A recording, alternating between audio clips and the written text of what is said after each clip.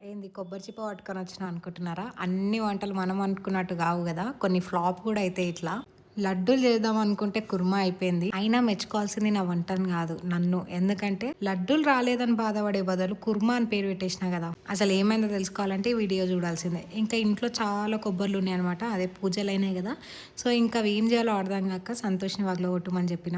అదే మార్బుల్ అయితే నా కిందే స్పాట్‌మని గుద్దుతుండే. టైల్స్ కాబట్టి చేతిలో పట్టుకొని కుట్టాల్సొస్తుంది. కొబ్బరి పీసే కదా అని చిన్న చూపు చూసి పక్కకు పెట్టకండి. దాంతో కూడా చాలా యూజెస్ ఉన్నాయి. ఇంకా సంతోష్ అయితే మంచి కొబ్బర్లు వగలగొట్టి ఇచ్చేసారు. ఇంత కష్టపడుతున్నా అనుకుంటున్నారా? అంతేం లేదు. జస్ట్ వీడియో కోసమే. సంతోష్ అందులోకి తీసేస్తే నేను జస్ట్ కట్ చేసుకున్నా.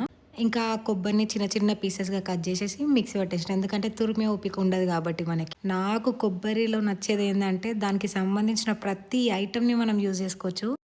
ఇంకా నేను కూడా కొబ్బరి పాలు సపరేట్ చేసి దాన్ని ఫ్రిడ్జ్‌లో పెట్టేసుకున్నా. పులావ్ ట్రై చేద్దామని చెప్పేసి, ఇంకా మంచిగా పాన్ పెట్టేసుకొని దాంట్లో మంచిగా నెయ్యి వేసేసి, ఈ కొబ్బరి ఉంది కదా! దాన్ని వేసేసిన.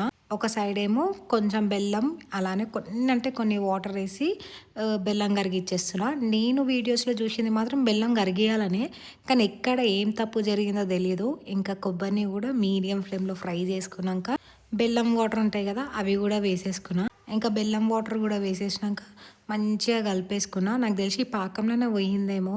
ఫస్ట్ సరిపోలేదని చెప్పేసి మళ్ళీ ఇంకొంచెం బెల్లం కరిగించేసుకున్నా. ఎంత ట్రై చేసినా అవి లడ్డులు అయితే లేవు. ఇక పోయింది అనుకున్నా.